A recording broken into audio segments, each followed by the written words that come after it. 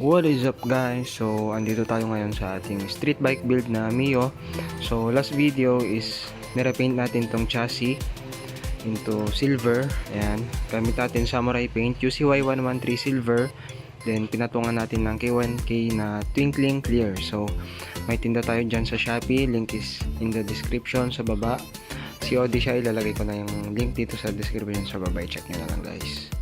So ngayon ang gagawin natin is lilinisin natin tong makina, crankshell, panggilid, then papalitan natin tong tappet cover, cam gear cover, pati tong nut. Ayan. So itong tensioner, ewan ko, hindi ko sure, pero baka palitan din natin to, hindi ko pa alam. Tapos to tatanggalin natin, then tatanggalin natin lahat ng hindi na kailangan dito, no. So gagamit tayo ng red speed na engine degreaser, tapos mamaya dito CVT cleaner gagamitin natin. Hindi ko na masyadong papatagalin guys, tara. So yan, nilipat ko lang siya dito dahil medyo mababasa yung sahig natin. So dito malapit sa labas. So tatanggalin natin tong fan cover, hindi na natin ibabalik yan. Pati yung fan, so street bike kasi to. Tapos ito tatanggalin na rin natin. Hindi ko sure yung diskarte dito, no, pero baka tanggalin ko to hanggang dito, maiiwan lang to. Kasi pag magtatanggal nito is magbabaklas pa tayo ng head. Hindi ko sure yung sa iba, pero i-research ko pa to kung paano tanggalin to guys. Tapos to magpapalit tayo ng ignition coil. So yun lang.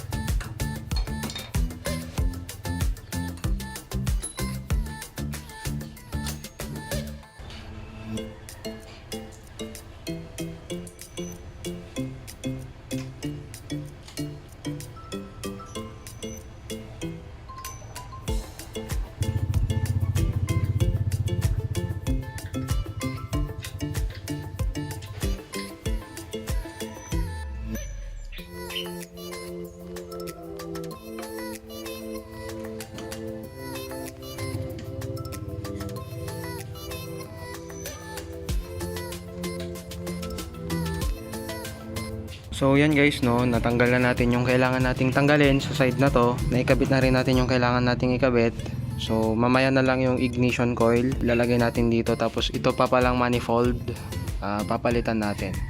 So doon naman tayo sa kabila.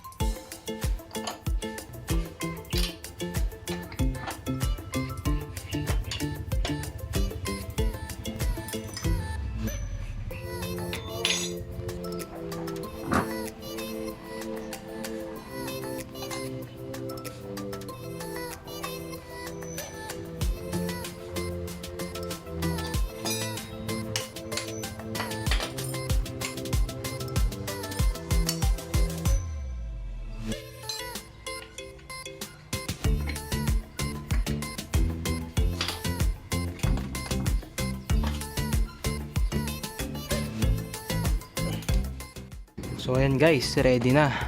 Ready nang linisin, no. So gagamit tayo ng RS8 na degreaser dito sa mga bandang labas, sa may crankshell, sa may magneto siguro.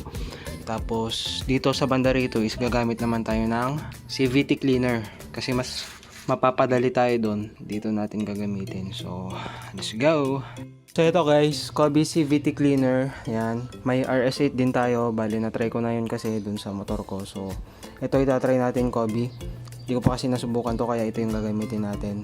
Actually maganda din naman yung review niya. So may tinda din tayong ganito guys. Sobrang mura lang. Ilalagay ko yung link dito sa description sa baba sa Shopee. Cash on delivery lahat guys. Lahat ng items natin via GNT and Gogo Express. So yun lang. Testing na natin. So may kasama siyang itong pula.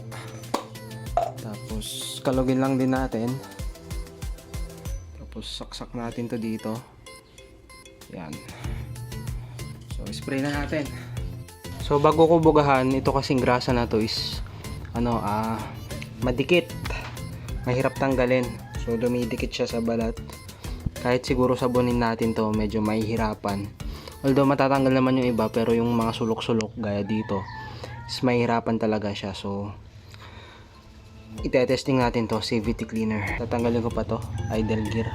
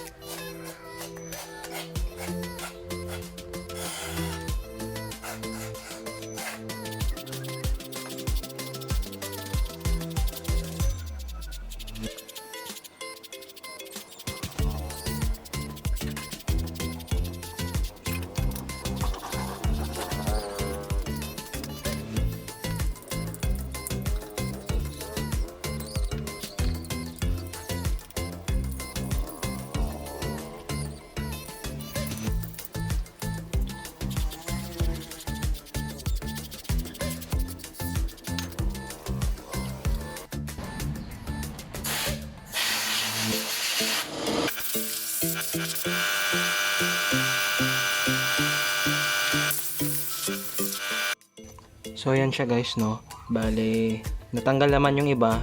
Kaso yung iba talaga is masyado ng matigas, mahirap na tanggalin. So gagamitan ko ng ganito. Bale, sasabayan ko rin naman pa rin ng CVT cleaner. Tapos alternate lang tong dalawa. Wire brush para mapadali yung trabaho natin.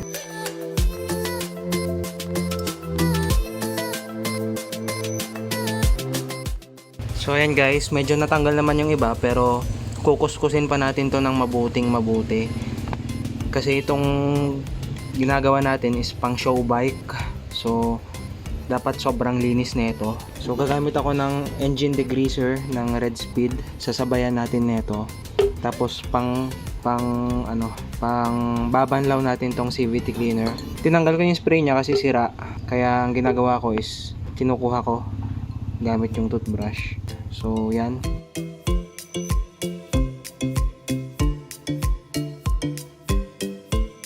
So yun guys, lumipat na ako dito sa may labas, no, dahil sasabunin na natin to.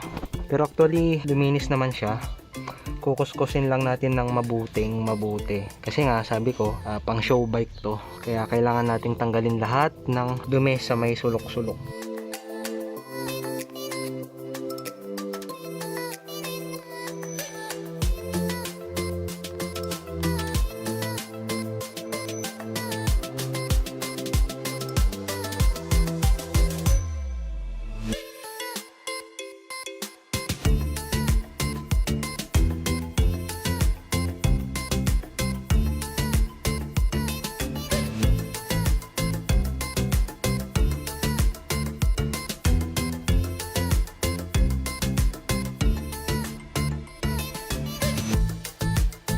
So ayan guys, yung panggilid natapos ko na. Actually may mga kalawang to, pero matatakpan naman hopefully ng pulley set natin. Tapos yung crankcase na ilalagay kasi natin is lighten din lang. So overall medyo matatakpan din dito sa may bandang clutch bell. So ayan. Tapos dito naman sa outer, lilinisan natin to mga to. Iwasan lang natin na mapasok to ng tubig dito sa loob, no. So tatakpan ko na lang to, pati ito sa may breather nya.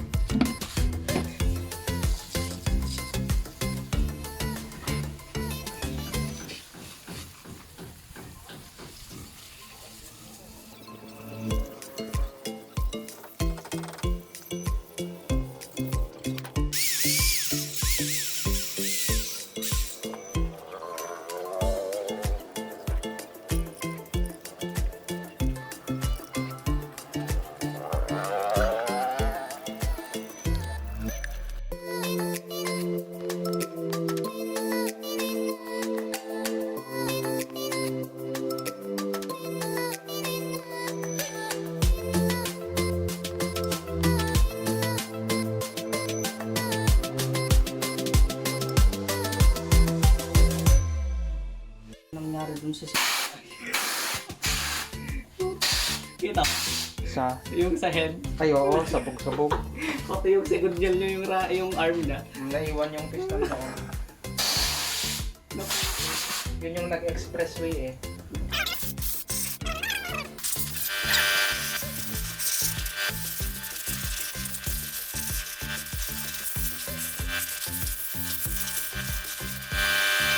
So ayun guys, no, nalinis na natin, natanggal na rin natin yung kalawang dito sa may magneto.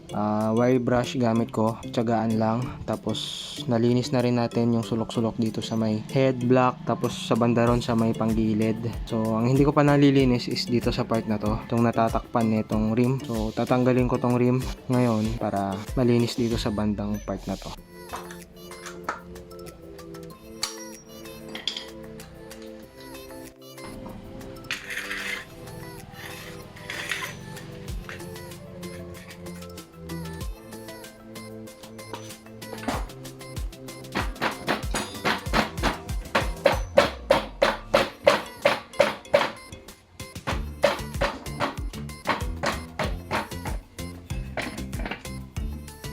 So gaya ng ginawa ko dito, gagamitan ko na rin ito ng wire brush.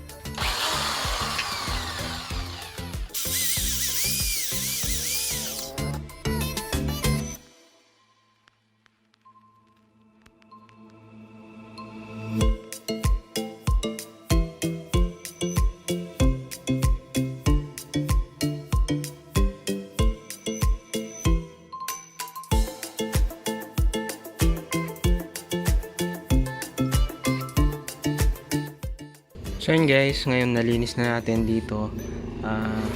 Sa susunod na video is ikakabit natin yung mga kailangan nating ikabit. So papalitan natin tong manifold, tensioner, tappet cover, yung cam gear cover doon, tapos yung mga panggilid natin, ayan, ilalagay natin lahat. Actually hindi pa ako nalinis yung carb, so sa susunod na video na yon. So hanggang dito na lang muna. Sana nagustuhan nyo itong video guys, so abangan nyo yung susunod. Then yun, mag shoutout muna tayo. So, yun lang guys, no? Sana nagustuhan nyo itong video natin. So, sa paglilinis natin ng makina, ayan, hopefully nakatulong sa mga gusto ring maglinis ng makina dyan, sa mga gustong magbuo ng pang show bike, street bike, stands, mga ganyan. Ito na itsura niya ngayon actually, so abangan nyo to next video, part 3. Actually, marami pa tayong kulang dito, so ginanyan ko na lang muna siya. Yun, bago ko tapusin tong video na to is mag-shoutout muna tayo. So, ayun na no, shoutout na. Shoutout to EJ Aquino. Shoutout to Alexis Ramos, kapatid din from Binarzang, Quirino, Isabela, Kapo Isabelino din. Ayan. And shoutout to Kent Hingko. Shoutout to Menandro Ablasa. Shoutout daw kay Ian Alexis Casta, Team Luna. Yan, idol. And shoutout to Angelito Sarmiento. And special shoutout to Mikoy TV Vlogs. Newbie YouTuber siya. Nagbibuild din ng Thai street bike build na MIO, kagaya na ito. So, i-visit nyo yung channel niya. Ilalagay ko yung link dito sa description sa baba guys. So, yun guys. Sana nagustuhan nyo itong video na to. And abangan nyo yung part 3 natin. Ayan, nabuo na natin siya. And mag-install pa tayo ng mga ibang parts dahil marami pang kulang. So, hanggang dito na muna guys. As always, ride safe. Hey!